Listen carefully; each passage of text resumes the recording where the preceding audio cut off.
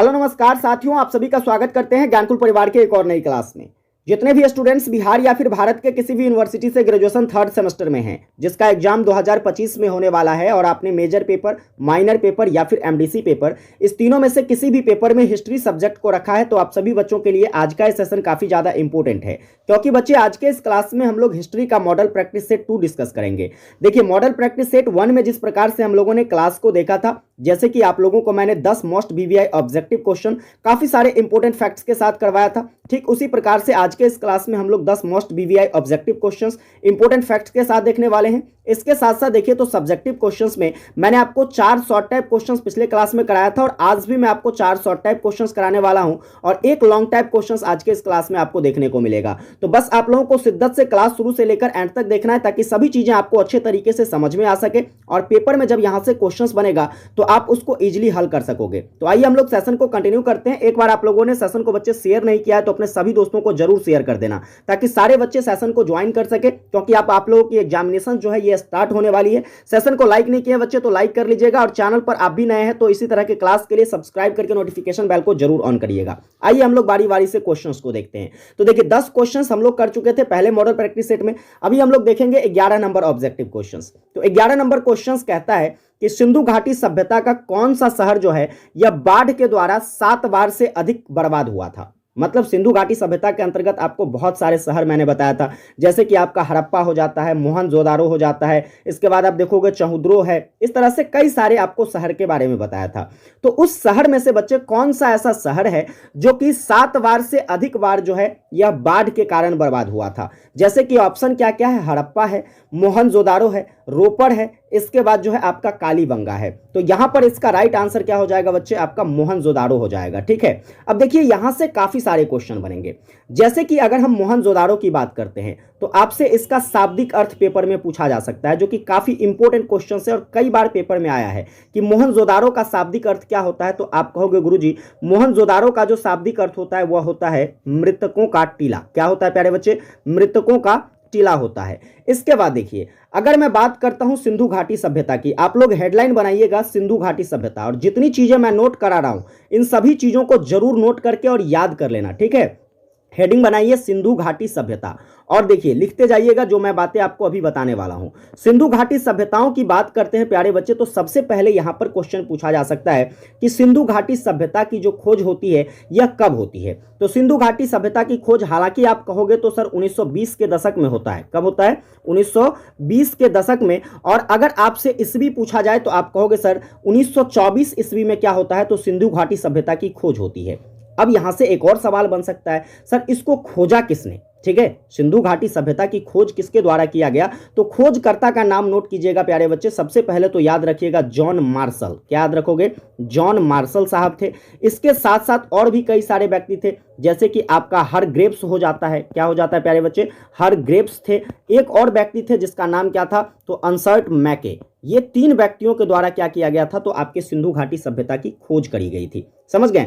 आगे चलिए हम लोग सिंधु घाटी सभ्यता के कुछ प्रमुख शहरों के बारे में जानते हैं। जैसे कि देखिए सिंधु घाटी सभ्यता के कुछ प्रमुख स्थलों की बात करेंगे तो इस स्थल में बच्चे कई सारे स्थल जो कि आपके लिए इंपॉर्टेंट रह सकता है। जैसे कि देखो सबसे पहला नंबर नोट करिएगा, सबसे पहला नंबर नोट करिएगा आप लोग हड़प्पा। ठीक है, हड़प्पा सभ्यताओं की बात करते हैं या हड़प्पा स्थल की बात करते हैं तो बच्चे याद रखिएगा हड़प्पा स्थल जो है या हड़प्पा सभ्यता जो है इसकी खोज कब होती है, तो 1921 ईस्वी में इसका खोज किया जाता है। किसके द्वारा खोज किया जाता है प्यारे बच्चे, तो अगर हम खोजकर्ताओं की बात करेंगे तो आप कहोगे सर दयाराम सहनी के द्वारा क्या किया जाता है, तो सिंधु घाटी सभ्यता के अंतर्गत हड़प्पा की खोज की जाती है। समझ गए, किसके द्वारा, दयाराम सहनी के द्वारा। फिर आपसे पूछा जाएगा ये जो हड़प्पा है बच्चे यह किस नदी के तट पर स्थित है। आप कहोगे गुरुजी हड़प्पा जो है यह रावी नदी के तट पर स्थित है। और ये सब याद रखना क्योंकि पेपर में यहां से क्वेश्चंस बनेंगे ही बनेंगे। ठीक है, जो बच्चे अगर क्लास में आते हैं, क्लास छोड़कर चले जाते हैं, उसके लिए तो मैं कुछ भी नहीं कह सकता, क्योंकि वैसे बच्चों का कुछ होने वाला नहीं है। लेकिन जो बच्चे शिद्दत के साथ क्लास देखते हो, मैं उनसे कहना चाहूंगा कि भाई आप लोग सभी चीज़ों को अच्छे से नोट करो और सभी चीज़ों को अच्छे से याद रखो, ताकि पेपर में जब क्वेश्चन आएगा तो आपको चीटिंग करने की आवश्यकता नहीं होगी। तो आपने क्या देखा अभी? आपने देखा यहाँ पर हड़प्पा सभ्यता के बारे में। 1921 में बच्चे क्या होता है, इसकी खोज होती है, दयाराम सहनी के द्वारा इसकी खोज की जाती है। और हड़प्पा शहर जो है प्यारे बच्चे, ये कहां पर स्थित है? तो रावी नदी के किनारे स्थित है। इसके बाद देखिएगा, हड़प्पा से आपको जो है बच्चे कई सारे साक्ष्य देखने को मिलता है, ठीक है, कई सारे साक्ष्यों की प्राप्ति होती है। जैसे कि आप देखोगे तो यहां से आपके स्वास्तिक चिन्ह की, ठीक है, स्वास्तिक चिन्ह जो है, जो कि मैं आपको बताता हूं। अभी देखिए, स्वास्तिक चिन्ह कुछ इस प्रकार का होता है। देखिए यहां पर स्वास्तिक चिन्ह की बात करते हैं तो कुछ इस प्रकार का आपका चिन्ह देखने को मिलता है। इस चिन्ह का साक्ष्य जो है प्यारे बच्चे आपको कहां से मिला था? तो आप कहोगे सर हड़प्पा सभ्यता से मिला था। समझ गए? इसके बाद देखिएगा, यहां पर आपको गरुड़ की मूर्ति का साक्ष्य मिलता है, ठीक है। किसकी मूर्ति का प्यारे बच्चे? आप कहोगे सर गरुड़ की मूर्ति का साक्ष्य कहां से प्राप्त होता है? तो हड़प्पा से प्राप्त होता है। तो ये दो बातें आप लोगों को याद रखना है, जो आपसे पेपर में पूछा जा सकता है। इसके बाद आगे देखिएगा, और भी कुछ स्थल, जैसे कि आपका मोहनजोदारो हो जाता है। मोहनजोदारो की बात करते हैं तो मोहनजोदड़ो से प्यारे बच्चे आपको जो है कई सारे यहां से भी साक्ष्य देखने को मिलते हैं। जैसे कि देखिए यहां पर नोट करना प्यारे बच्चे, मोहनजोदारो, ठीक है। यहां पर देखिए मोहनजोदारो की बात करते हैं तो मोहनजोदारो से आपको कई सारे साक्ष्य देखने को मिलता है। अब कौन कौन सा साक्ष्य देखने को मिलता है? सबसे पहला नोट करना प्यारे बच्चे, आपको यहां से जो है एक विशाल स्नानागार का साक्ष्य मिलता है। किसका साक्ष्य मिलता है?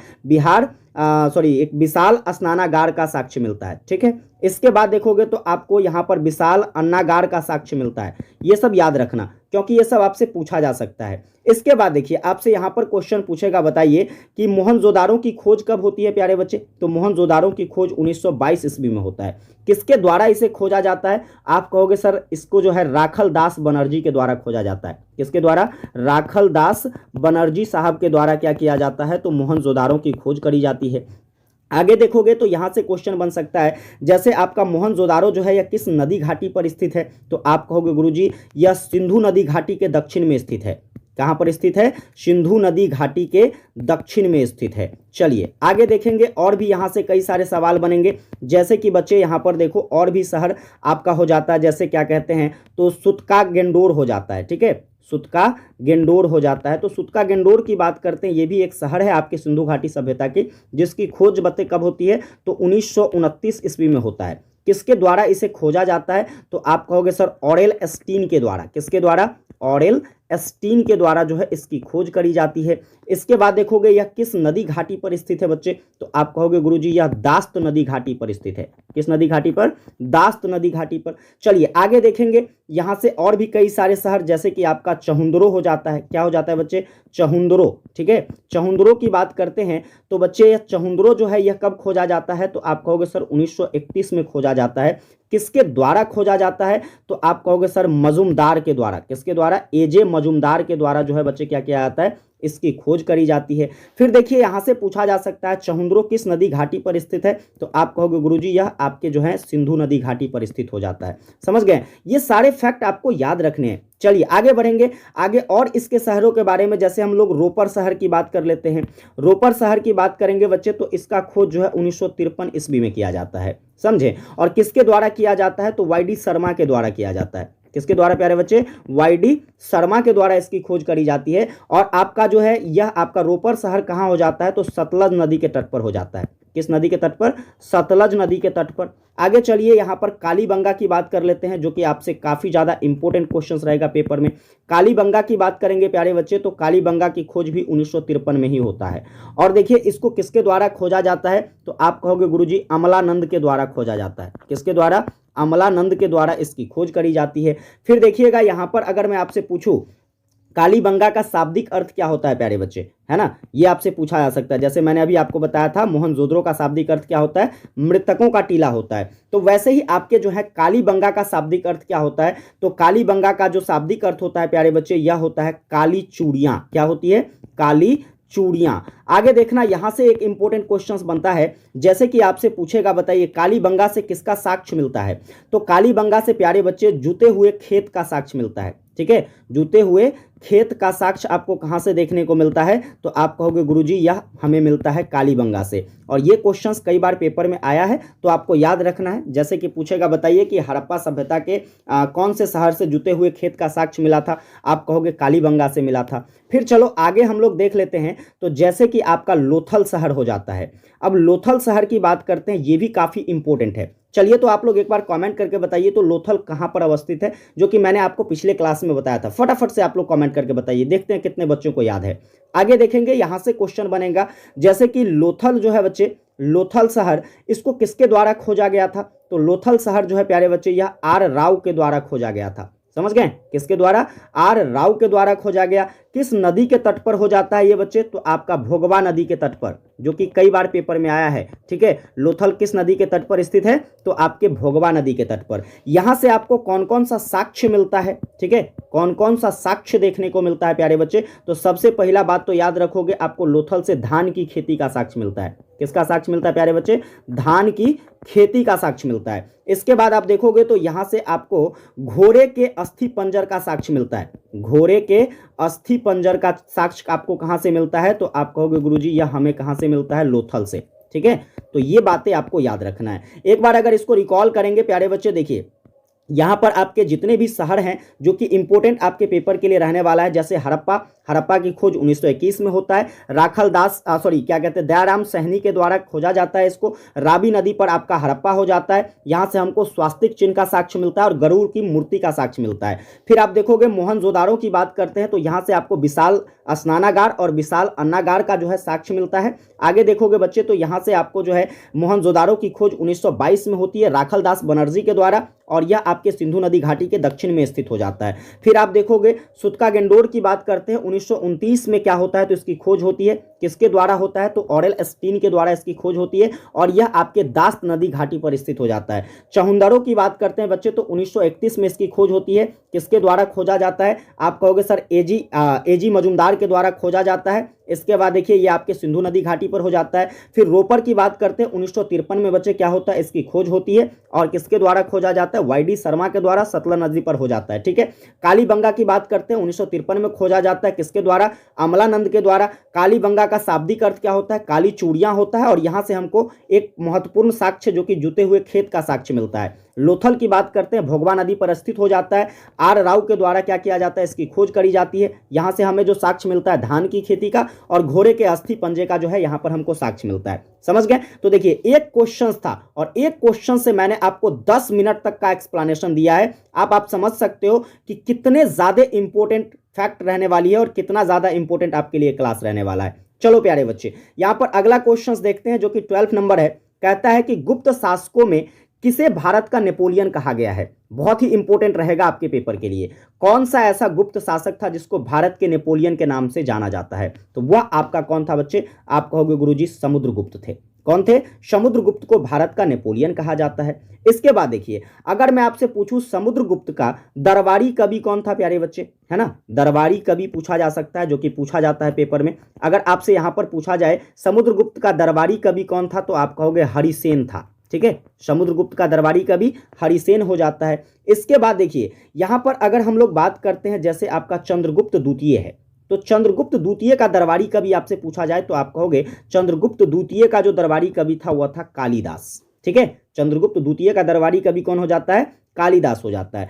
स्कंदगुप्त की बात करते हैं तो इनके दरबारी कवि के बारे में इतिहास में कोई साक्ष्य उपलब्ध नहीं मिलता है।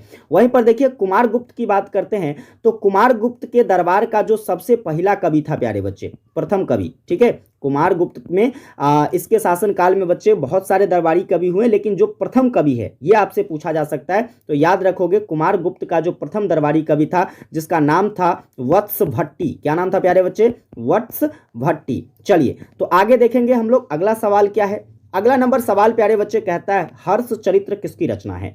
अब देखिए हर्ष चरित्र की बात करते हैं प्यारे बच्चे तो यह आपका जो है बाणभट्ट के द्वारा लिखा गया है। किसके द्वारा लिखा गया है, बाणभट्ट की रचना हो जाती है आपका हर्ष चरित्र। देखिए यहां पर महाकवि भास की बात करते हैं तो इसकी एक रचना बहुत ही इंपॉर्टेंट है, याद रखिएगा वह क्या है, तो स्वप्नवास वदत्ता। ठीक है, स्वप्नवास वदत्ता जो है इसका क्या है, तो एक सबसे प्रमुख रचना हो जाता है। कालिदास के रचनाओं की बात करते हैं तो इसकी प्रमुख रचना में से एक है आपका मेघदूत, इसके बाद जैसे कि आपका हो जाता है क्या, अभिज्ञान शकुंतलम, क्या हो जाता है प्यारे बच्चे, अभिज्ञान शकुंतलम, शकुंतलम। ठीक है, आगे देखना यहाँ पर जैसे भवभूति की बात करते हैं तो भवभूति जी की रचना हो जाता है जैसे कि महावीर चरित, क्या हो जाता है, महावीर चरित हो जाता है। फिर आगे देखोगे तो इनकी और रचना जैसे कि आपका क्या है, मालती माधव, है ना, ये सब इसकी प्रमुख रचनाएं हैं। तो आपको रचना भी याद रखना है। कुछ और रचनाओं के बारे में जानते हैं जो कि आपसे पेपर में पूछा जा सकता है। जैसे कि देखो, अगर हम बात करते हैं प्रयाग प्रशस्ति की, किसकी बात करते हैं प्यारे बच्चे, प्रयाग प्रशस्ति किसकी रचना है, चलिए आप लोग कमेंट करके बताइए। फर्स्ट सेमेस्टर में मैंने आपको पढ़ाया था। प्रयाग प्रशस्ति जो है बच्चे यह आपके हरिसेन की रचना हो जाती है। इसके बाद देखोगे तो यहाँ से आपके पेपर में पूछा आ सकता है पृथ्वीराज रासो। ठीक है, पृथ्वीराज रासो किसकी रचना है, ये भी मैंने आपको फर्स्ट सेमेस्टर में पढ़ाया था। तो चलिए आप लोग कमेंट करके बताइए पृथ्वीराज रासो किसकी रचना है बच्चे। तो आप कहोगे गुरुजी यह चंदबरदई की रचना है। किसकी रचना है, चंदबरदई की रचना है। चलो आगे देखेंगे तो यहाँ से पूछा जा सकता है इंडिका किसकी रचना है ना, इंडिका किसकी रचना है बच्चे। तो यह आपका मेगास्थनीज का रचना हो जाता है। किसका हो जाता है बच्चे, मेगास्थनीज का रचना हो जाता है। चलो आगे देखेंगे, यहाँ से क्वेश्चन बन सकता है जैसे अर्थशास्त्र किसकी रचना है ना, अर्थशास्त्र किसकी रचना है बच्चे। तो अर्थशास्त्र आपका जो है चाणक्य, या फिर चाणक्य को ही हम लोग क्या कहते हैं, कौटिल्य कहते हैं। चाणक्य को क्या कहते हैं, कौटिल्य कहते हैं। तो ये इसकी रचना हो जाती है। तो इस तरीके से आपको ये सारे रचनाओं के बारे में जानकारी रखनी है ताकि पेपर में जब कोई भी रचना पूछा जाएगा ना तो आप इजीली जो है उसका आंसर कर पाओगे। जैसे हर्षचरित्र बाणभट्ट की रचना हो गया। इसके बाद जो है आपका स्वप्नवास वदत्ता जो है महाकवि भास की रचना हो जाती है। मेघदूतम अभिज्ञान शकुंतलम कालिदास की रचना है। महावीर चरित्र और इसके बाद मालती माधव किसकी रचना है, भवभूति की रचना है। उसी तरीके से आप लोग याद रखोगे प्रयाग प्रशस्ति हरिसेन की रचना है। पृथ्वीराज रासो चंदबरदई की रचना है। इंडिका मेगास्थनीज की रचना है। अर्थशास्त्र चाणक्य और कौटिल्य की रचना है। समझ गए। चलिए अगला सवाल देखते हैं। आपका नेक्स्ट सवाल यहां से कहता है मेगास्थनीज किसके दरबार में आया था।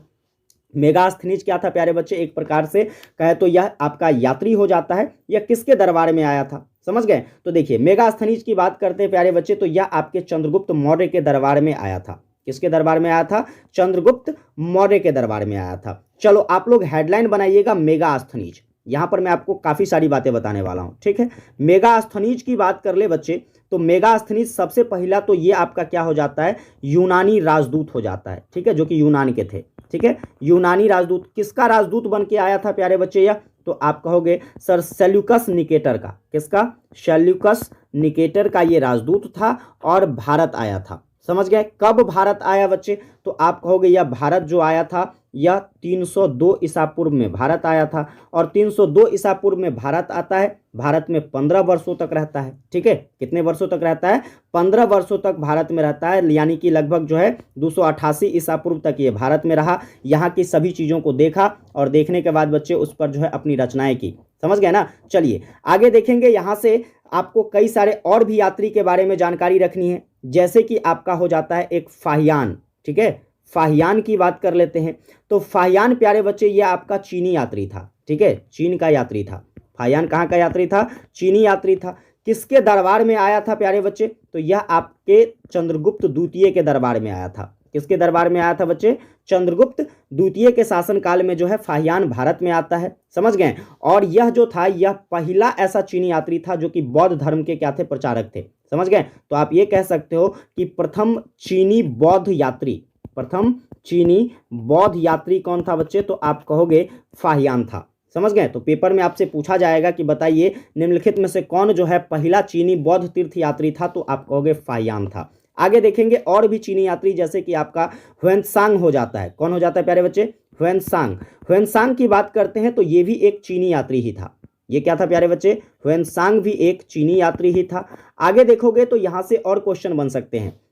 जैसे यह किसके काल में भारत में आया था, तो ह से ह्वेनसांग और ह से याद रखोगे हर्षवर्धन। क्या याद रखोगे, ह से ह्वेनसांग और ह से हर्षवर्धन के शासन काल में क्या हुआ था, तो ये भारत आया था। समझे। चलिए आगे देखेंगे। यहाँ से अगला क्वेश्चन क्या बनेगा। देखो अगर सेशन आपको हेल्पफुल लग रही है ना तो आप लोग शेयर करते जाओ, ज़्यादा से ज़्यादा शेयर करो ताकि ज़्यादा से ज़्यादा बच्चे सेशन को ज्वाइन कर पाए। इतनी मेहनत आपके लिए अगर हो रही है, देखो मैं चाहता हूँ कि आपको उन सभी चीज़ों को बता दूँ ताकि पेपर में क्वेश्चन कहीं से भी बने आपको हमारे क्लास से बाहर क्वेश्चन देखने को नहीं मिले। समझ गए। चलिए अगला सवाल देखते हैं। आपका जो नेक्स्ट सवाल यहां से रहने वाला है बच्चा, कहता है कि अशोक स्तंभ बनाने के लिए लाल बलुई पत्थर जो है यह कहां से लाया गया। लाल बलुई पत्थर, अशोक का जो स्तंभ बना था तो उसमें लाल बलुई पत्थर का इस्तेमाल किया गया। वह लाल बलुई पत्थर कहां से लाया गया था, तो आप कहोगे गुरुजी यह चुनार से लाया गया था। कहां से लाया गया था, चुनार से। अब चलिए हम लोग अशोक की बात कर लेते हैं। तो अगर अशोक की बात करेंगे तो देखो अशोक के द्वारा जो है बहुत सारे आपको जो है अभिलेख लिखे गए, ठीक है। अशोक के अभिलेख की बात करते हैं तो इस अभिलेख में आपको कई तरह के अभिलेख मिलेंगे। जैसे कि देखिए अशोक का जो अभिलेख था उसमें आपको बहुत सारे शिलालेख देखने को मिलेगा। इसके बाद बच्चे जो है इसमें बहुत सारे स्तंभ लेख देखने को मिलेगा। आगे देखोगे तो अशोक के अभिलेख में आपको बहुत सारे गुहा लेख देखने को मिलेगा। तो इस सभी प्रकार के जो है अभिलेख जो है किसके द्वारा लिखा गया था, अशोक का अभिलेख था। समझ गए। चलिए अब यहां से आगे देखेंगे तो अशोक के बारे में और भी जानकारी आपको याद रखना है। जैसे कि अशोक किस वंश के शासक थे, तो अशोक प्यारे बच्चे आपके मौर्य वंश के शासक हो जाते हैं। किस वंश के शासक हो जाते हैं, अशोक मौर्य वंश के शासक हो जाते हैं। इसके बाद देखिए एक महत्वपूर्ण बात याद रखिएगा, अशोक का हृदय परिवर्तन कब होता है प्यारे बच्चे, है ना। अशोक का हृदय परिवर्तन जो है बाद में इनका हृदय परिवर्तन हो जाता है। और इनका हृदय परिवर्तन जो है कब होता है, तो जब यह कलिंग युद्ध जीत लेते हैं, ठीक है। कलिंग युद्ध के बाद क्या होता है बच्चे, तो कलिंग युद्ध के बाद जो है अशोक बौद्ध धर्म को अपना लेते हैं। और बौद्ध धर्म को अपनाने के बाद यह लड़ाई झगड़ा करना जो है छोड़ देते हैं। तो इस प्रकार से इनका हृदय परिवर्तन हो जाता है। हालांकि अशोक की बात करते हैं तो एक महान शासकों में गिना जाता है, बहुत सारे क्षेत्रों को इन्होंने जीता था, समझ गए। लेकिन क्या होता है, तो कलिंग युद्ध के बाद यह बौद्ध धर्म को जब अपनाते हैं तो बौद्ध धर्म को अपनाने के बाद अपना अस्त्र शस्त्र सभी त्याग देते हैं, अपना हृदय परिवर्तन कर लेते हैं। समझ गए। चलिए अगला सवाल देखते हैं। आपका नेक्स्ट क्वेश्चन कहता है कि अंतिम मौर्य सम्राट कौन था। अब अंतिम मौर्य सम्राट, तो हम क्यों ना मौर्य सम्राट के बारे में, सभी सम्राटों के बारे में जान ले। जैसे कि बच्चे देखिए मौर्य वंश की बात करते हैं हम लोग, किसकी बात करते हैं, मौर्य वंश की बात कर लेते हैं। तो सबसे पहले तो ये देखो कि मौर्य वंश की स्थापना जो है कब होती है। तो मौर्य वंश की स्थापना प्यारे बच्चे आपका 322 ईसा पूर्व में होता है। कब होता है बच्चे, 322 ईसा पूर्व में आपके मौर्य वंश की स्थापना होती है। किसके द्वारा इसे स्थापित किया जाता है, तो आप कहोगे गुरुजी चंद्रगुप्त मौर्य के द्वारा जो है क्या किया जाता है, इसकी स्थापना करी जाती है। ठीक है, तब पहला शासक कौन हो गया आपका, चंद्रगुप्त मौर्य हो गया। समझ गए। इसके बाद देखिए चंद्रगुप्त मौर्य के बाद इसका शासक कौन बनता है, तो चंद्रगुप्त मौर्य के बाद जो है बच्चे आपका बिंदुसार शासक बनता है।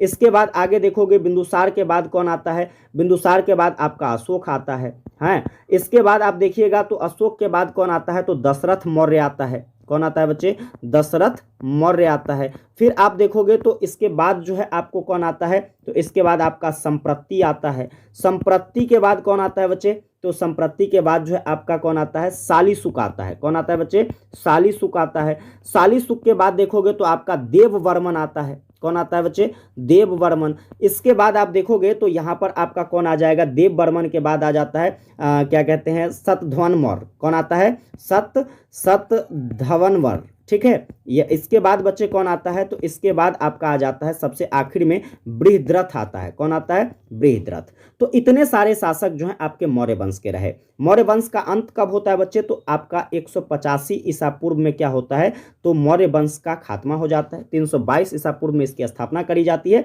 और 185 ईसा पूर्व में क्या होता है, मौर्य वंश की समाप्ति हो जाती है।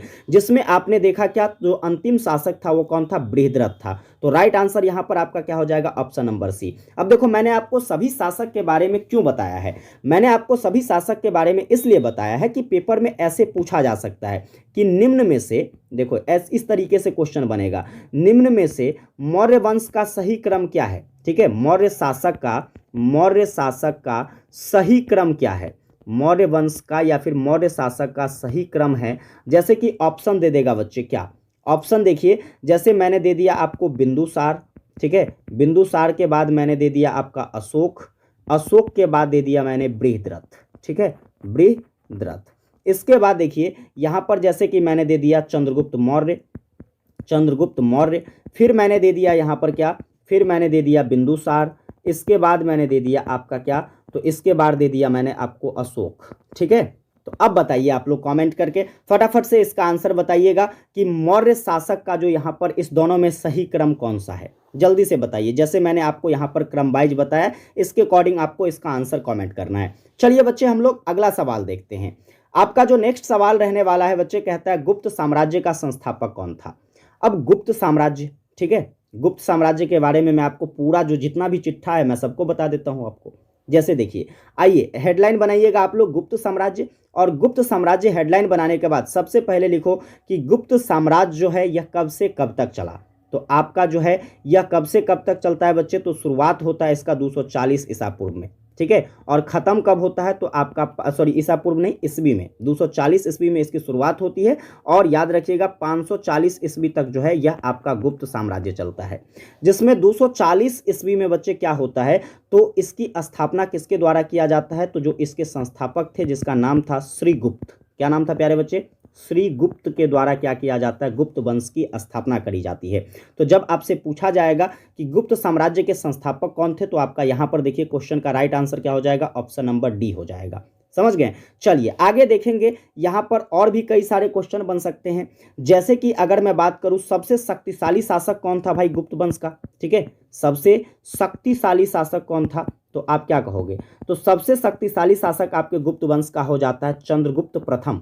कौन हो जाता है प्यारे बच्चे, चंद्रगुप्त प्रथम, जो कि सबसे शक्तिशाली शासक था। वैसे ही अगर सबसे कुशल शासक की बात कर लेंगे, है ना, सबसे कुशल शासक की बात कर लेंगे प्यारे बच्चे गुप्त वंश का कौन था, तो आप कहोगे सर सबसे कुशल जो था वह था कौन, समुद्रगुप्त, ठीक है, जिसे हम लोग किसके नाम से जानते हैं, भारत के नेपोलियन के नाम से जानते हैं। और यह नेपोलियन के तरह ही क्या था, तो एकदम समृद्धशाली जो है शासक था, इसीलिए इसे भारत का नेपोलियन कहा गया। समझे। इसके बाद देखिए यहां से क्वेश्चन बन सकता है, जैसे कि आपसे पूछे बताइए गुप्त वंश का अंतिम शासक कौन था, गुप्त वंश का अंतिम शासक कौन था, तो आप क्या कहोगे, गुप्त वंश का अंतिम शासक प्यारे बच्चे कुमार गुप्त द्वितीय था। कौन था, कुमार गुप्त द्वितीय इसका क्या हो जाता है, तो सबसे अंतिम शासक हो जाता है, जो कि 530 ईस्वी से लेकर के 540 ईस्वी तक जो है शासन करता है। समझ गए। और यहां से गुप्त वंश की क्या हो जाती है, समाप्ति हो जाती है।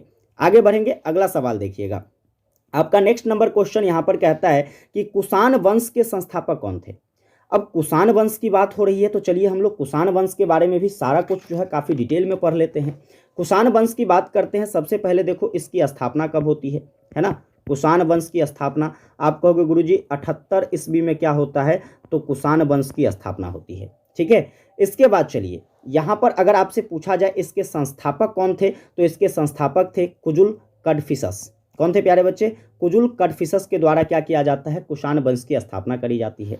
चलो आगे देखेंगे कुषाण के बारे में। ठीक है, कुषाण के बारे में बच्चे अगर और भी बात करेंगे तो जैसे कि देखिए कुषाण एक ऐसा वंश था बच्चे, या कहे तो कुषाण एक प्रकार का ऐसा प्रथम शासक था जिसने क्या किया, तो सोने का सिक्का चलाया था। ठीक है, किसका सिक्का, सोने का सिक्का चलाने वाला शासक कौन था बच्चे, तो वो कुषाण शासक था सबसे पहली बार।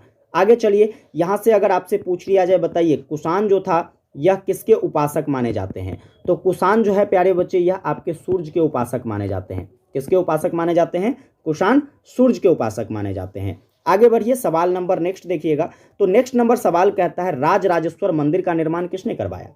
ये भी काफी इंपॉर्टेंट क्वेश्चन है जो आपसे पेपर में पूछा जा सकता है। राजराजेश्वर मंदिर का निर्माण, तो राजराजेश्वर मंदिर जो है प्यारे बच्चे यह किसके द्वारा, राजराजा प्रथम के द्वारा क्या किया गया था, इसका निर्माण करवाया गया था। कब निर्माण करवाया गया, ये भी तो पूछा जा सकता है, कब निर्माण करवाया गया। आप कहोगे देखिए इसका निर्माण कार्य जो है 1003 ईस्वी में शुरू हुआ था, और 1003 ईस्वी से लेकर के 1010 ईस्वी तक जो है क्या होता है, तो इसका निर्माण कार्य चलता है।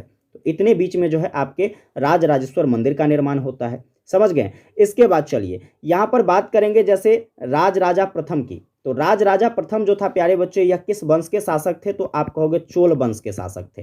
किस वंश के शासक थे प्यारे बच्चे, चोल वंश के शासक आपके राजराजा प्रथम हो जाते हैं। यहाँ पर देखिए अब चोल वंश की बात आ गई तो हम लोग थोड़ा सा चोल वंश पर अच्छे तरीके से पूरी जानकारी हासिल कर लेते हैं। जैसे चोल वंश की बात करते बच्चे, इसके संस्थापक कौन थे, है ना, चोल वंश के संस्थापक कौन थे, आप क्या कहोगे सर, चोल वंश के संस्थापक जो थे जिसका नाम था विजयालय चोल। क्या नाम था, विजयालय चोल। ठीक, विजयालय चोल के द्वारा क्या किया जाता है, चोल वंश की स्थापना करी जाती है।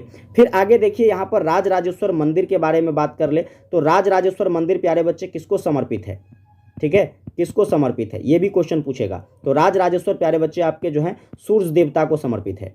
किस देवता को? सूर्य देवता को समर्पित हो जाता है आपका राज राजेश्वर मंदिर। समझ गए? इसके बाद देखिएगा तो इस मंदिर को एक और नाम से जाना जाता है। अब वो किस नाम से जाना जाता है बच्चे? तो इसको जो है दक्षिण मेरू के नाम से भी जानते हैं। किस नाम से जानते हैं? दक्षिण मेरू के नाम से जानते हैं। तो इतने सारी बातें आपको याद रखना है। राज राजेश्वर मंदिर सूर्य देवता को समर्पित है। राज राजा प्रथम के द्वारा इसकी स्थापना करी गई थी, जो कि चोल वंश के क्या थे? संस्थापक थे। समझ गए? इसके बाद चोल वंश के राजा थे, संस्थापक नहीं। चोल वंश के संस्थापक तो आपके कौन हो जाते हैं? विजयालय चोल हो जाते हैं। समझ गए? राज राजेश्वर मंदिर को किसके नाम से जानते हैं? दक्षिण मेरू के नाम से जानते हैं। आगे बढ़िएगा, अगला सवाल देखिए। 20वां नंबर ऑब्जेक्टिव क्वेश्चन कहता है बच्चे पुराणों की संख्या कितनी है? अब ये तो आप लोगों ने फर्स्ट सेमेस्टर में भी पढ़ा होगा, तो कमेंट में जरूर लिखिएगा पुराणों की संख्या कितनी है। तो आप कहोगे गुरुजी पुराणों की संख्या 18 गो है। वहीं पर देखिए आपसे पूछा जा सकता है वेद की संख्या कितनी है, तो क्या कहोगे? वेद की संख्या 4 गो है। इसके बाद देखिए यहाँ पर आपसे पूछेगा वेदांग की संख्या कितनी है, तो वेदांग की संख्या 6 गो है। वेदांग की संख्या कितने हैं बच्चे? 6 गो है। पूछेगा उपनिषद की संख्या कितनी है, ठीक है। उपनिषद जिसको हम लोग वेदांत भी कहते हैं, क्या कहते हैं? उपनिषद को ही वेदांत कहा जाता है, क्योंकि यहाँ से वेदों का अंत हो जाता है। समझ गए? इसीलिए इसको वेदांत कहा जाता है। और इसकी संख्या कितना है? 108 है। तो ये सारे फैक्ट आपको याद रखने हैं। अब टोटल यहाँ से 20 ऑब्जेक्टिव क्वेश्चन आपके हो जाते हैं। और इसके साथ मैंने आपको काफ़ी सारे इंपॉर्टेंट फैक्ट्स बताए बच्चे। जितना भी इंपॉर्टेंट फैक्ट्स बताए ना, आपको शिद्दत से पढ़ लेना है। अगर आप शिद्दत से पढ़ लेते हो ना, तो बस याद रखना कि पेपर में जो 10 ऑब्जेक्टिव क्वेश्चन आपसे पूछे जाते हैं ना, आप उसकी खोपड़ी में छेद कर दोगे। अब आगे बढ़ते हैं हम लोग। देखिए ग्रुप नंबर बी पर आते हैं। ग्रुप नंबर बी में प्यारे बच्चे आपसे लघुत्तरीय क्वेश्चन पूछा जाता है, जिसमें आपको 4 क्वेश्चंस बनाने रहते हैं। 5-5 नंबर का होता है। 20 अंक यहाँ से हो गया, ठीक है। 6 से 7 क्वेश्चन पूछेगा, 4 गो बनाना है। आइए हम लोग कुछ मोस्ट इंपोर्टेंट क्वेश्चन को आज के इस क्लास के माध्यम से देखेंगे, जो कि आपके पेपर के लिए काफ़ी इंपॉर्टेंट रहेगा। और सभी क्वेश्चन को काफ़ी आसान तरीके से समझेंगे। देखिए बच्चे 4 क्वेश्चन तो हम लोगों ने पिछले क्लास में कर लिया था। आज हम लोग 5वां क्वेश्चन देखेंगे। 5वां क्वेश्चन आपका कहता है कि नवपाषाण युग की संस्कृति व्यवस्था क्या थी? मोस्ट VBI है। आप बिहार या फिर भारत के किसी भी यूनिवर्सिटी से है ना, तो अच्छे से जरूर पढ़ लेना इस क्वेश्चन को, नवपाषाण युग की संस्कृति के बारे में। तो बच्चे अगर हम लोग नवपाषाण युग की बात करते हैं, तो यह आपका क्या था? तो जो प्राचीन इतिहास है हमारा, ठीक है, प्राग ऐतिहासिक काल। तो प्राग ऐतिहासिक काल में वही काल बढ़ते बढ़ते जो है क्या होगा? तो नवपाषाण काल में आ गया। अब नवपाषाण काल की संस्कृतियों की बात कर लेते हैं। देखिए नवपाषाण युग की जो संस्कृति व्यवस्था रही है, इसमें आपको कृषि, मिट्टी के बर्तन, कला, अस्थाई बस्तियां और इसके साथ साथ जो है जटिल समाज शामिल होते हैं। मतलब यहाँ की जो संस्कृति थी, इसमें आपको कृषि व्यवस्था देखने को मिलती है, मिट्टी के द्वारा निर्माण किए गए बर्तन की प्रमुखता देखने को मिलती है, कला के माध्यम से जो है इनकी काफ़ी सारी विशेषताएं निखर कर आती है। इसके बाद यहाँ की जो बस्तियाँ थी, यहाँ की बस्तियाँ बच्चे इस काल में काफ़ी अस्थायी माना जाता था और समाज जो था वो काफ़ी जटिल था। इन सभी विशेषताओं के आधार पर जो है हम लोग क्या करते हैं? तो नवपाषाण युग की संस्कृति व्यवस्था को जानते हैं।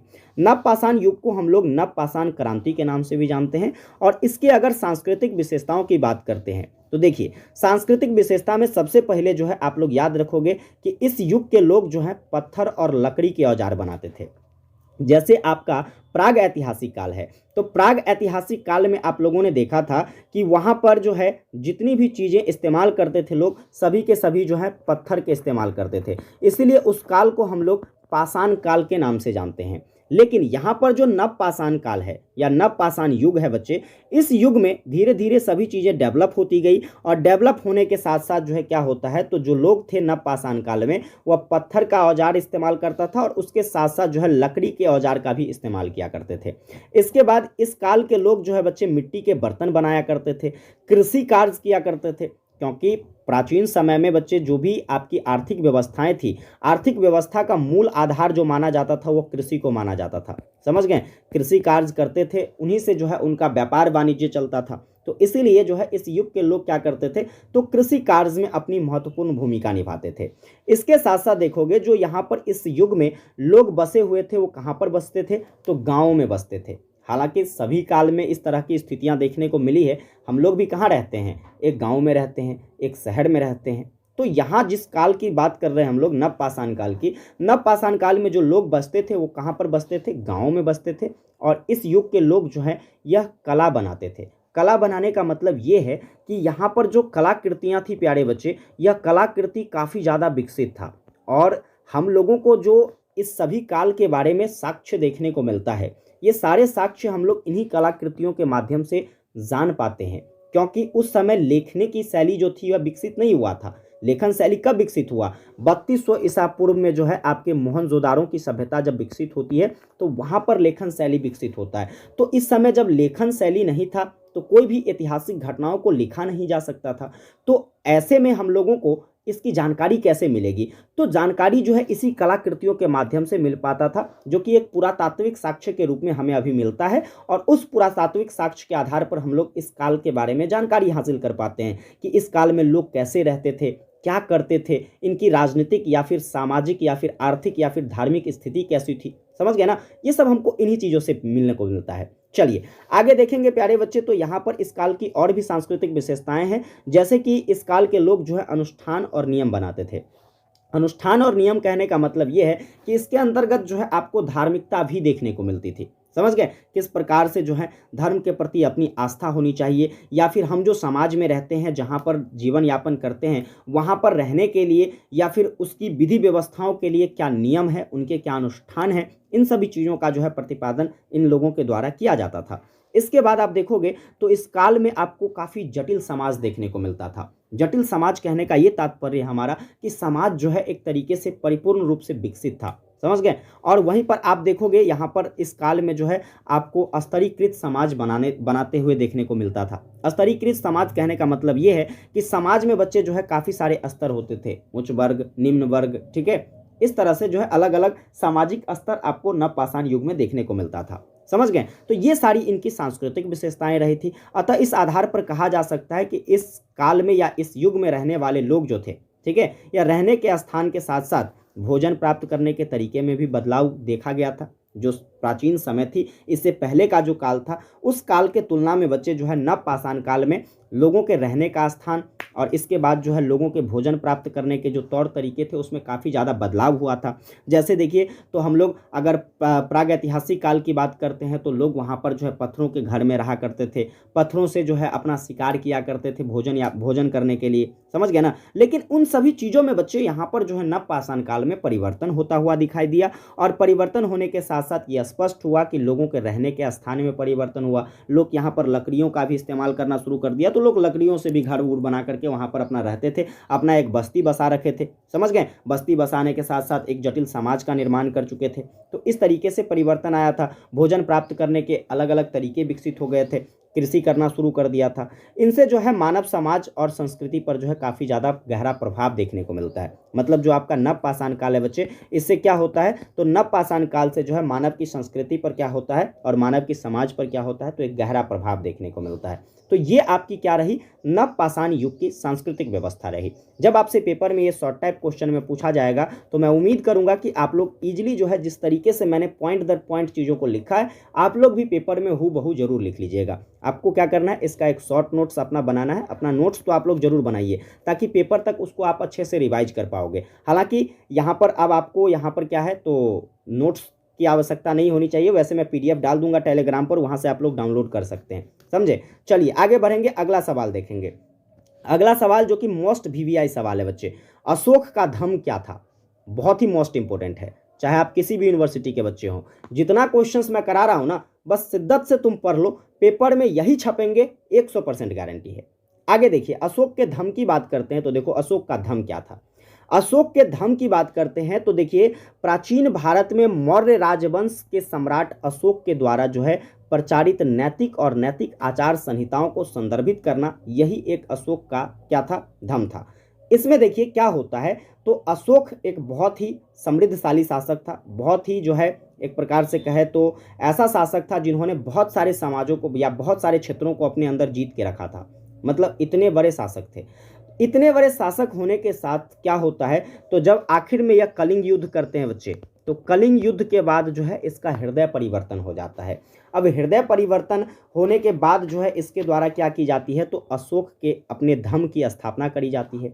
अब धम्म की स्थापना करने के साथ जो है इसकी नैतिकता में क्या होता है, परिवर्तन आ जाता है। नैतिकता में परिवर्तन आने के साथ साथ जो है अपने नैतिक आचार संहिताओं को संदर्भित करते हैं, और यही इनका एक अशोक का धम्म था। समझे। अशोक का धर्म, जैसे कि मैंने अभी बताया, कलिंग युद्ध के बाद क्या होता है, तो अशोक बौद्ध धर्म को अपना लेते हैं। बौद्ध धर्म को अपनाने के बाद जो है यह क्या करते हैं, तो खुद के धर्म का प्रचार प्रसार करना शुरू कर देते हैं। और प्रचार प्रसार शुरू करने के साथ साथ जो है इनकी शिक्षाओं में क्या होती है, तो अहिंसा, करुणा, सहिष्णुता, ये सारी चीज़ें जो है क्या हो जाती है, अब शामिल हो जाती है। पहले यह लोगों को मारा करते थे, लोगों पर अधिकार किया करते थे, लेकिन जब यह धर्म की स्थापना करते हैं, धर्म का प्रचार प्रसार करते हैं, तब जाकर के इसमें क्या होता है, बौद्ध धर्म को अपनाने के बाद इसमें हृदय परिवर्तन हो जाता है और ये फिर अहिंसात्मक भाव अपनाते हैं, लोगों के प्रति करुणा आ जाती है, दया आ जाता है कि नहीं।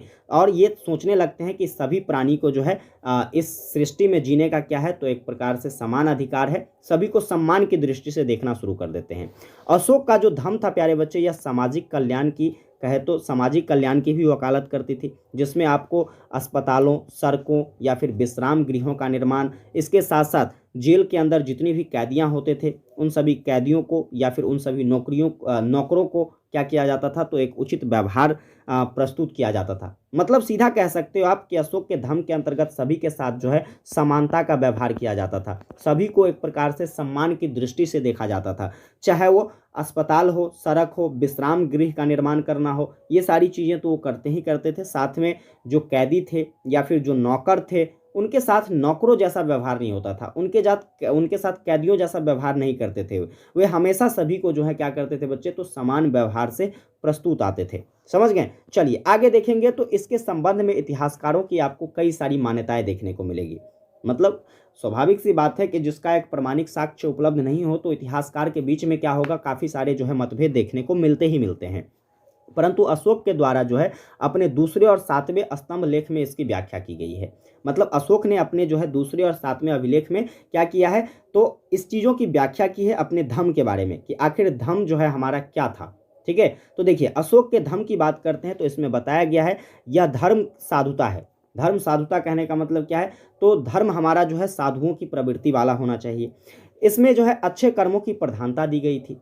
जो अशोक का धर्म था उसमें किसकी प्रधानता दी गई थी बच्चे, तो अच्छे कर्मों की प्रधानता दी गई थी। दूसरे के प्रति व्यवहार में मधुरता पर बल दिया गया था। मतलब सभी के साथ जो है एक अच्छा व्यवहार करना है, कहीं भी हमारे मन में अहिंसात्मक भाव नहीं होना चाहिए, किसी भी जीव के प्रति अहिंसात्मक भाव रखना यह गलत बात बताया गया था। समझ गए। वह हमेशा चाहते थे जब बौद्ध धर्म को अपनाएं तो बौद्ध धर्म को अपनाने के बाद उनका बस एक ही मानसिकता था उनके धर्म के अकॉर्डिंग कि हमें सभी जीवों के साथ जो है बच्चे क्या करना है, तो अहिंसात्मक भाव रखना है, किसी के साथ जो है हिंसात्मक भाव नहीं रखना है, ताकि हमारे बातों से या हमारे कहे गए किए गए कामों से किसी को ठेस पहुंच सके। समझे। इसके बाद आदर, सम्मान, प्रेम, दानशीलता और निम्न तबके के लिए उचित व्यवहार का जो है उपदेश दिया गया था। समझे। मतलब सभी के साथ आदर सम्मान रखना है, सभी से प्रेम के साथ रहना है, जो भी असहाय व्यक्ति हैं उसके प्रति दानशीलता, मतलब कहने का मतलब है कि उनका सहयोग करना, उनको दान देना, ऐसा भाव उसके अंदर आ गया था। और जो भी निम्न तबके के लोग हैं उनके साथ एक उचित व्यवहार प्रस्तुत करना, ये सब जो है आपके किसके अंदर शामिल था, तो अशोक के धर्म के अंदर शामिल था। तो एक बार आप लोग कमेंट करके बताइएगा कि अशोक का धर्म क्या है, ये आपको अच्छे तरीके से समझ में आया कि अशोक के धर्म के अंतर्गत अशोक की जो नैतिकता थी या फिर उसके नैतिकता के प्रति जो आचार संहिताएं थी, वह आचार संहिताएं किस प्रकार से उनके द्वारा संदर्भित किया गया था। समझ गए। चलिए आगे बढ़ेंगे, अगला सवाल देखेंगे। अगला सवाल प्यारे बच्चे आपका कहता है कि गुप्त काल को स्वर्ण युग क्यों कहा जाता है। मोस्ट वीवीआई क्वेश्चन ये भी है, गुप्त काल को स्वर्ण युग। जैसे मैंने आपको पिछले क्लास में पढ़ाया था प्राग ऐतिहासिक काल को पाषाण काल के नाम से क्यों जानते हैं, वैसे ही यहाँ पर क्वेश्चन है कि गुप्त काल को स्वर्ण युग क्यों कहा जाता है। तो समझिए हम लोग, स्वर्ण युग कहने का मतलब भाई काफ़ी बेहतरीन युग होगा तभी तो उसको स्वर्ण युग कहा गया। तो हम लोग जानेंगे यहाँ पर कि क्यों गुप्त काल को स्वर्ण युग कहा गया। देखिए गुप्त काल को जो है भारत का स्वर्ण युग कहा जाता है क्योंकि इस काल में कला, साहित्य, विज्ञान, धर्म और चिकित्सा, इन सभी चीज़ों में आपको काफ़ी सारे प्रगति देखने को मिली थी। और स्वाभाविक सी बात है कि देखिए कला की जो है यहाँ पर प्रधानता होगी, साहित्यों की प्रधानता होगी, विज्ञान की प्रधानता होगी, धर्म की प्रधानता होगी, चिकित्सा की प्रधानता होगी। तो इन सभी प्रधान काल में जो है क्या होगा, तो हम सभी क्षेत्रों में जो है निश्चित प्रगति कर पाएंगे। और जब सभी क्षेत्रों में निश्चित प्रगति होगी तो स्वाभाविक सी बात है कि उस काल में जो है लोग खुशहाल जीवन व्यक्त कर पाएंगे, है कि नहीं। तो जब खुशहाल जीवन व्यतीत होगा तो स्वाभाविक सी बात है वह स्वर्ण युग के नाम से जाना जाएगा। तो इसीलिए जो है आपके गुप्त काल को किसके नाम से जाना जाता है बच्चे, तो आपके स्वर्ण युग के नाम से जाना जाता है। इतना ही नहीं, इस काल में आपको और भी बहुत सारी चीज़ें देखने को मिलेगी। जैसे देखिए, लोगों के अंदर कला का विकास हो जाएगा, लोग अपना जो है स्वयं से कुछ काम धंधा करना शुरू कर देंगे, तो लोग क्या होंगे, शांतिपूर्ण तरीके से अपना जीवन बिताना शुरू करेंगे। साहित्य का जब विकास होगा, लोगों के अंदर जो है ज्ञान का विकास होगा, विज्ञान का विकास होगा, धार्मिकता के प्रति जो है आदर भाव बढ़ेगी, तो ऐसी स्थिति में लोग समृद्धशाली बनेंगे, विकासशील होंगे। तो विकासशील होने के क्रम में क्या होता है बच्चे, तो लोगों के अंदर समस्या खत्म हो जाती है। जब आप विकास करना शुरू करेंगे, जैसे मान लीजिए आपका परिवार है, आज आप 10,000 का महीना कमा रहे हो, कल को अगर आपको कोई 1 लाख का महीना देना शुरू कर दे, तो वैसी स्थिति में आपके अंदर जो है विकासात्मक भाव देखा जाएगा, और विकासात्मक भाव देखा जाएगा तो फिर जिस चीज़ को आप इस 10,000 में एडजस्ट नहीं कर पाते हैं, आप कोशिश करेंगे 1 लाख में क्या करें, उसको एडजस्ट करें। समझ गए ना? तो एडजस्ट करते हुए जब चीज़ों को आगे बढ़ाएंगे, तो ऐसी स्थिति में क्या होगा, तो आपके अंदर, आपके परिवार में शांति कायम होगी, समृद्धि कायम होगी, और आपका परिवार जो है यह दिन दोगुनी रात चौगुनी वृद्धि करेगा। तो वही चीज़ें यहाँ पर इस काल में देखने को मिला था कि सभी क्षेत्रों में यहाँ पर लगातार काम किया गया, और लगातार काम करके यह पाया गया कि भाई साहब सभी क्षेत्रों में विकास हुआ, और विकास होने के साथ साथ सभी लोगों की ज़िंदगी खुशहाल हो गई। समझ गए? इसीलिए जो है इस काल को स्वर्ण युग कहा जाता है। इस दौरान आपको कई सारे प्रतिमान स्थापित देखने को मिलता है। जैसे कि देखिए, इस काल में आपको गणित, खगोल विज्ञान, विज्ञान, धर्म और दर्शन, इन सभी क्षेत्रों में जो है काफ़ी सारी उपलब्धियां हासिल करी गई। समझ गए? तो इन सभी क्षेत्रों में जब काफ़ी सारी उपलब्धियां हासिल की गई, तो इससे जो है इसकी एक प्रधानता देखने को मिलती है। आगे देखोगे तो इस काल में जो है शून्य की अवधारणा, इसके साथ साथ जो है दशमलव प्रणाली का आविष्कार, ये सारा चीज़ देखने को मिला था। मतलब जो शून्य का कंसेप्ट है, जो कि किसके द्वारा दिया गया था, आर्यभट्ट के द्वारा दिया गया था। समझ गए ना? और वैसे ही दशमलव प्रणाली, ठीक है, ये सब का आविष्कार जो है आपको गुप्त काल में देखने को मिला। आगे देखोगे तो इस काल में साहित्य, स्थापत्य, इसके बाद मूर्ति कला, इन सभी के क्षेत्र में जो है आपको काफ़ी सारे प्रतिमान स्थापित देखने को मिलता है। आगे देखोगे तो धार्मिक सहिष्णुता को बढ़ावा मिला, आर्थिक समृद्धि देखी गई। इसके बाद जो है शासन व्यवस्था की स्थापना, एक समृद्धशाली शासन व्यवस्था की स्थापना देखने को मिली। कलाकृतियों का जो है निर्माण हुआ। इसके बाद जो है चंद्र कैलेंडर की भी शुरुआत आपको गुप्त काल में देखने को मिली थी। नगर शैली का जो है आधार निर्मित हुआ, मंदिरों का निर्माण करवाया गया। तो सभी क्षेत्रों में एक तरीके से कहे तो कुशलता देखी गई है। तो इसीलिए इन सभी कारणों से हम लोग गुप्त काल को स्वर्ण युग के नाम से जानते हैं। तो पेपर में जब आपसे पूछा जाएगा कि गुप्त काल को स्वर्ण युग क्यों कहा जाता है, एक बार आप लोग बच्चे कमेंट करके बताइएगा। क्या आप लोग जो है जिस तरीके से मैंने पॉइंट बाय पॉइंट चीज़ों को बताया है, आप लोग पॉइंट बाय पॉइंट एग्जाम में लिख दोगे? बताइए कमेंट करके फटाफट से कि ये क्वेश्चन जब आएगा तो गुरुजी हम छोड़ने वाले नहीं हैं। जल्दी जल्दी कमेंट करके बताइए। आगे हम लोग देखेंगे 8वां क्वेश्चन क्या रहने वाला है। 8वां क्वेश्चन से बच्चे जैन धर्म के उपदेशों को लिखिए। अब ये भी इंपॉर्टेंट क्वेश्चन है। जैन धर्म, बौद्ध धर्म, निश्चित पूछा जाएगा आपसे। जैन धर्म के उपदेश के बारे में बात करेंगे बच्चे, तो देखिए जैन धर्म के उपदेश में आपको अहिंसा, सत्य, अस्त्य, इसके बाद अपरिग्रह, इसके बाद ब्रह्मचर्य, ये सारे सिद्धांत शामिल हैं। ये आपके किसके अंतर्गत आ जाता है? जैन धर्म के उपदेश के अंतर्गत आ जाता है। अब ये चीज़ होता क्या है, चलिए थोड़ा सा इस पर चर्चा करते हैं। तो जैसे कि अगर जैन धर्म के प्रमुख उपदेशों की बात करेंगे, तो इसमें सबसे पहला काम आता है या सबसे पहला नाम आता है अहिंसा का। समझ गए? अहिंसा कहने का मतलब ये है किसी भी जीवों के प्रति जो है हिंसात्मक भाव नहीं होना, सभी के साथ प्रेम करना, सभी जीवों को जो है मन, वचन और अपने कार्य से जो है क्या करना, तो संतुष्ट करना। ऐसा हमारे अंदर कभी भाव नहीं होना चाहिए। ठीक है? जैन धर्म की प्रधानता थी कि हमारा व्यक्तित्व कभी भी ऐसा नहीं हो जिससे इस सृष्टि में रहने वाले जो जीव हैं उन जीवों को कष्ट हो सके, और हमारी भी मनोवृत्तियां ऐसी ही होनी चाहिए। अभी भी आप अगर किसी भी धर्म के हो, चाहे वो हिंदू, मुस्लिम, सिख, ईसाई, किसी भी धर्म के हैं, समझ गए ना, आपके अंदर भी ऐसा व्यक्तित्व होना चाहिए कि आपका कर्म ऐसा हो, आपका वचन ऐसा हो, ठीक है, आपकी मन ऐसे हो जिनसे क्या हो, तो आपके सामने वाले या आपके समाज में या आपके आस पड़ोस में रहने वाले लोग, जीव जंतु, उसे किसी प्रकार का ठेस नहीं पहुंचे। समझ गए? तो अहिंसात्मक भाव जो है आपके जैन धर्म के उपदेश में शामिल था। वैसे ही सत्य शामिल था। सत्य कहने का मतलब यह है कि हमें हमेशा सत्य बोलना चाहिए। ठीक है? वैसे भी आप लोग जानते हो कि एक झूठ को छुपाने के लिए प्यारे बच्चे आपको हजारों झूठ बोलने पड़ते हैं। तो बताइए क्या जरूरी है झूठ बोलना? और ये एक बहुत बढ़िया उपदेश था जैन धर्म का कि इसमें सत्य को शामिल किया गया था। ठीक है? जब आप सत्य बोलेंगे तो लोग आप पे भरोसा करेगा, विश्वास करेगा। लेकिन आप झूठ बोलना जब शुरू करते हैं तो एक बार लोग विश्वास करेगा, 2 बार विश्वास करेगा, 3 बार विश्वास करेगा, बार बार आप पे विश्वास नहीं कर सकता है। तो वहां से विश्वास खत्म हो जाता है प्यारे बच्चे। आप अपने दोस्त के साथ सही से नहीं रह सकते, अपने परिवार में सही से नहीं रह सकते। समझ गए ना? तो ये असत्य जो है कुछ इस प्रकार का जो है क्या है, तो बच्चे घातक जो है कह सकते हो हथियार है। समझ गए ना? घातक बीमारी कह सकते हो इसको, समझ गए ना, घातक बीमारी है। तो ऐसे बीमारियों से दूर हो रहे हैं। और जैन धर्म का जो ये उपदेश है, सत्य, हमेशा सत्य का हमें पालन करना चाहिए। चाहे आप किसी भी धर्म के हो, किसी भी व्यक्तित्व में रहते हो, आपको सत्य बोलना चाहिए, सत्य का अनुसरण करना चाहिए।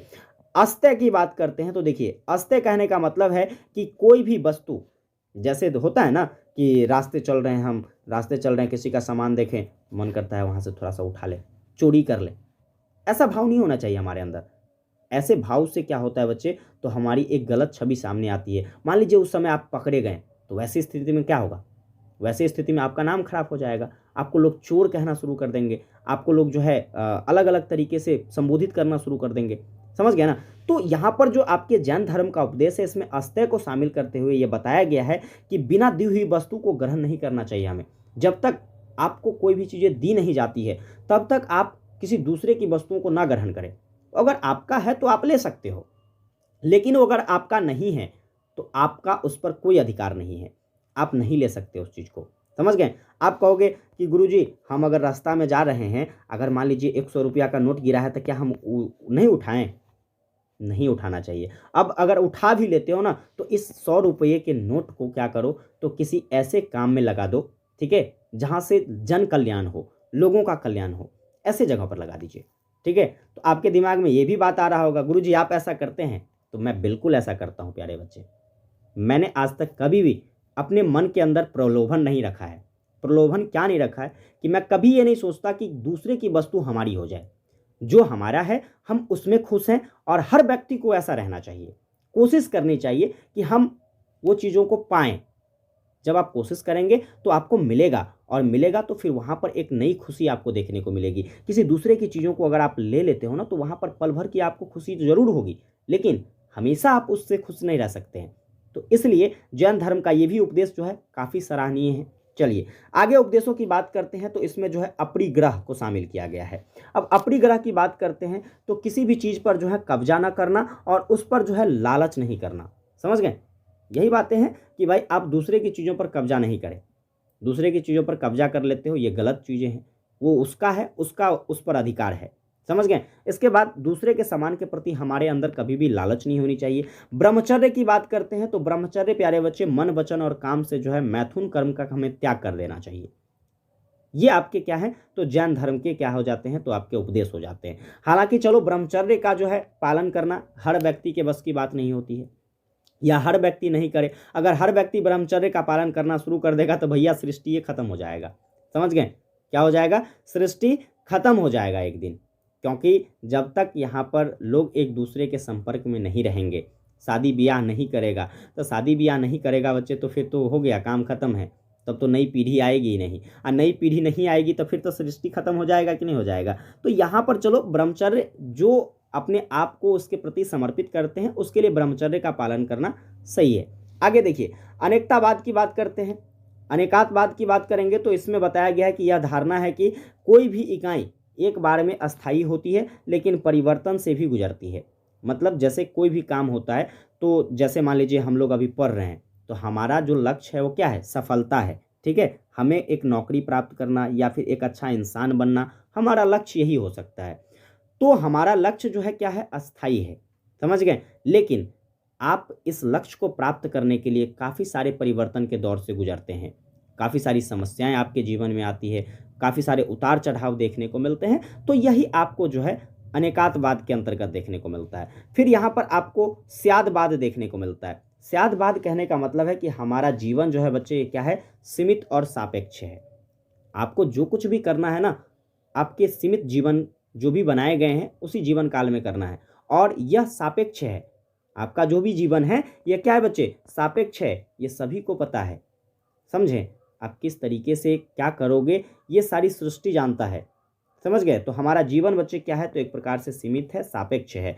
तो ये सारे जो है उपदेश आपके जैन धर्म के हो जाते हैं, जिसमें आपको लिखना है ये सारा चीज़। जब भी पूछा जाएगा जैन धर्म के उपदेशों को लिखिए, तो यहाँ पर जितने भी आपको मैंने पॉइंट्स बताए हैं, इन सभी पॉइंट्स को बच्चे क्या करना है, इन 7 पॉइंट्स को शामिल करना है। अंत में लिखेंगे कि जैन धर्म में पुनर्जन्म पर विश्वास है, और यह माना जाता है कि जब कोई व्यक्ति अपने सभी कर्मों को नष्ट कर देता है तो वह क्या होता है, तो वह एक मुक्त आत्मा बन जाता है। मतलब किसी भी व्यक्ति के द्वारा अपने सभी कर्मों को नष्ट कर दिया जाता है, तो वहाँ पर क्या होती है, उनकी जीवन जो है या फिर उनको जो है मुक्त आत्मा के रूप में स्थान मिल जाता है। तो ये जैन धर्म का उपदेश हो गया।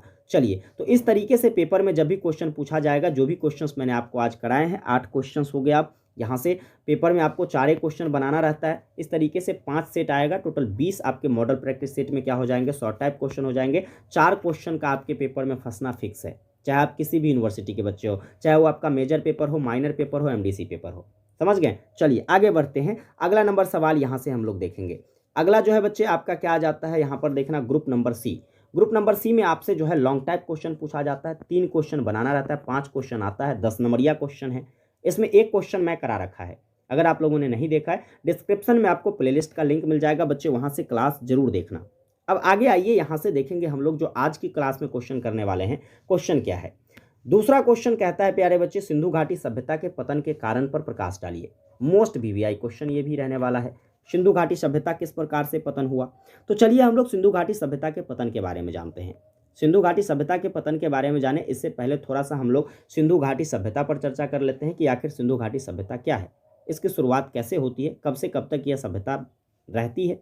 तो देखिए, सिंधु घाटी सभ्यता की बात करते हैं तो यह आपका जो है सबसे प्राचीन और सबसे उन्नत सभ्यताओं में से एक माना जाता है। समझ गए, काफ़ी प्राचीन और काफ़ी उन्नत सभ्यताओं में से एक माना जाता है। यह लगभग आपका जो है 2600 ईसा पूर्व से लेकर के 1900 ईसा पूर्व तक जो है आपके आधुनिक पाकिस्तान और उत्तर पश्चिम भारत के क्षेत्र में जो है यह विकसित होता है। आगे चलकर यही सभ्यता का क्या हो जाता है बच्चे, पतन हो जाता है। और पतन का कारण क्या था, तो पतन के कई सारे कारण हैं। जैसे कि देखिए, सबसे पहला कारण है पर्यावरणीय कारण। अब पर्यावरणीय कारण क्या हो सकता है, पर्यावरणीय कारण इसलिए क्योंकि बच्चे ये सारी सभ्यताएं जो है क्या है, तो नदी घाटी पर स्थित है। और नदी घाटी पर जब भी स्थित होगा कोई भी सभ्यता, तो वहाँ पर पर्यावरणीय कारण जो है उसके पतन का बन सकता है।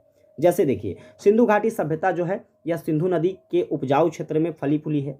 हालांकि जलवायु परिवर्तन और प्राकृतिक आपदाओं से क्या होता है, तो इसमें परिवर्तन या फिर कहे तो इसका पतन देखा जाता है।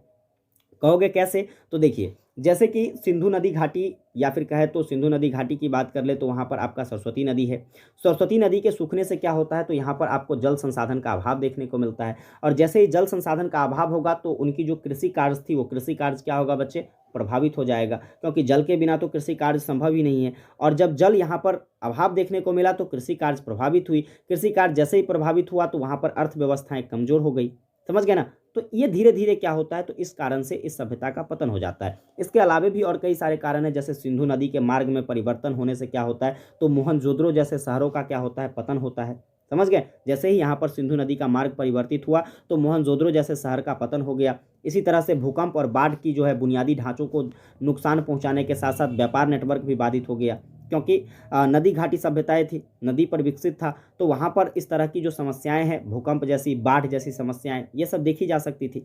तो इन सब के कारण जो है बच्चे क्या होता है, तो यहाँ पर काफ़ी सारा नुकसान देखने को मिलता है और इनका जो व्यापारिक नेटवर्क वगैरह होता है फिर वो क्या हो जाती है, ख़त्म हो जाती है। और जब व्यापारिक नेटवर्क खत्म हो जाएगा तो वैसी स्थिति में धीरे धीरे ये सभ्यता जो है पतन की ओर बढ़ती चली गई। समझे। इसके और भी कई सारे कारक हैं, जैसे कि आर्थिक कारकों की बात कर लेते हैं। तो आर्थिक कारक तो मैंने पहले बता दिया कि भाई जैसे ही इसकी जो अर्थव्यवस्था जिस पर आश्रित है वही चीज़ें अगर मान लीजिए प्रतिबद्ध हो जाएगी, वही चीज़ें जब बाधित हो जाएगी तो स्वाभाविक सी बात है इसकी आर्थिक व्यवस्था भी क्या हो जाएगी, खराब हो जाएगी। सिंधु घाटी सभ्यता जो है सुविकसित व्यापार और वाणिज्य प्रणाली वाली थी, जिसमें समकालीन अन्य सभ्यताओं के साथ जो है लंबी दूरी तक व्यापार हुआ करता था। मतलब सिंधु घाटी सभ्यता से जुड़ी हुई काफ़ी सारे क्षेत्र थे जो बच्चे व्यापार के साथ जुड़ा हुआ था। हालांकि आर्थिक कारक जैसे कि एक ही फसल पर अत्यधिक निर्भरता, ठीक है, वहाँ पर एक ही फसलों पर धान की खेती पर काफ़ी ज़्यादा यहाँ के लोग आश्रित रहते थे। व्यापार नेटवर्क में काफ़ी ज़्यादा गिरावट हुआ, जैसे बाढ़ की स्थिति पैदा हुई, भूकंप की स्थिति पैदा हुई, तो फिर जो है व्यापार के नेटवर्क में गिरावट आ गया। नए व्यापारी मार्ग के उद्भव ने क्या किया, तो इस सभ्यता की आर्थिक स्थिरता को प्रभावित कर दिया। अब नया व्यापार, जैसे मान लीजिए हमारा पुराना बिजनेस कहीं चल रहा है, वहाँ से अगर हमारा बिजनेस खत्म हो जाता है तो हमें जो है नया नेटवर्क बनाने में समय लगता है, और नया नेटवर्क बनाने में जब समय लगेगा तो फिर जो है क्या होती है, तो वहाँ पर हमारी स्थितियाँ कमज़ोर हो जाती है। समझ गए। तो ऐसी स्थिति में क्या होती है, उनकी आर्थिक स्थिरता जो है बच्चे वो प्रभावित हो जाती है। इसके अलावा आप देखोगे तो बाढ़ आने के कारण, ठीक है, बाढ़ आने के कारण वहाँ पर मृदा का क्षरण होता है। ये सभी जो पर्यावरणीय कारक है जो कि कृषि की उत्पादकता में काफ़ी ज़्यादा, जिससे गिरावट देखने को मिलती है। और जब कृषि की उत्पादकता में गिरावट होती है, खाद्यान्नों में कमी हो जाती है, जिसके कारण इसकी अर्थव्यवस्था प्रभावित हो जाती है। समझे। आगे देखिएगा तो यहाँ पर और भी कई सारे कारक हैं, जैसे कि सामाजिक कारकों की चर्चा कर ले। सामाजिक कारक भी जो है क्या होते हैं बच्चे, तो आपके किसी भी सभ्यताओं की या फिर किसी भी समाज को गिराने में काफ़ी ज़्यादा महत्वपूर्ण योगदान देता है। जैसे देखिए सिंधु घाटी सभ्यताओं की बात करते हैं तो सिंधु घाटी सभ्यता की जो है पदानुक्रमिक सामाजिक संरचना थी। यहाँ की जो भी आपकी सामाजिक संरचना थी वो क्या थी, तो पद के अनुसार जो है क्रमिक रूप से जो है व्यवस्थित किया गया था। हालांकि यह प्रणाली समय के साथ जो है काफ़ी कम प्रभावी रूप से देखा गया था सिंधु घाटी सभ्यता में। परिष्कृत जल निकासी और सीवेज प्रणाली के साथ सिंधु घाटी सभ्यता के शहर जो है यह अत्यधिक योजनाबद्ध और संगठित हो गए थे। इस सभ्यता के अंत में जो है बुनियादी ढांचा का क्या हुआ बच्चे, तो पतन हो गया। ठीक है, धीरे धीरे क्या हुआ, तो इसकी बुनियादी ढांचाएं जो थी वह पतन की तरफ बढ़ गई और ऐसे संसाधनों और जनशक्ति या फिर कहे तो प्रभावी नेतृत्व की कमी के कारण क्या होता है, तो इस सभ्यता का अंत हो जाता है। जब मान लीजिए आपके कोई भी सामाजिक तौर पर काफ़ी सारी चीज़ों में जब गिरावट आएगी, जब लोगों की शक्तियाँ जो है प्रभावित होगी, तो वैसी स्थिति में क्या होगा बच्चे, तो आपका सामाजिक कारक बन जाएगा वो आपके पतन का। समझ गए। तो ये सारे कारक जो रहे थे, जैसे कि आपका पर्यावरणीय कारक हो जाता है, जैसे कि आपका आर्थिक कारक हो जाता है, जैसे कि आपका सामाजिक कारक हो जाता है, इन सभी कारणों से क्या होता है, तो सिंधु घाटी सभ्यता का क्या होता है बच्चे, तो पतन देखा जाता है। आगे देखेंगे हम लोग निष्कर्ष लिखेंगे। निष्कर्ष में लिखेंगे कि अतः सिंधु घाटी सभ्यता का पतन जो है संभवतः पर्यावरणीय, भौगोलिक, इसके बाद जो है आपका आर्थिक और सामाजिक कारणों से हुआ। नदियों का जो है सूखना, इसके बाद प्राकृतिक आपदाओं, व्यापार के नेटवर्क में गिरावट, सामाजिक और आर्थिक बुनियादी ढांचों में गिरावट। ठीक है, ये सारे कारक जो थे ये क्या थे, तो आपके सभ्यता के पतन का जो है प्रमुख कारण बना था। ठीक है, सभ्यता के पतन का कारण क्या क्या बना, सबसे पहला तो आपका पर्यावरणीय कारक हो गया, भौगोलिक स्थिति में परिवर्तन हो गया, आर्थिक और सामाजिक कारक में जो है क्या हो गया, आर्थिक और सामाजिक कारक बन के आया जो कि इसकी सभ्यता का पतन का जो है कारण बना। आगे देखोगे तो नदियाँ सूखने लगी थी, सरस्वती नदियाँ जो थी, नदियाँ जब सूखती थी तो वहाँ पर जलवायु परिवर्तन हो जाता था और जलवायु परिवर्तन के कारण जो है कृषि ढंग से नहीं हो पाता था।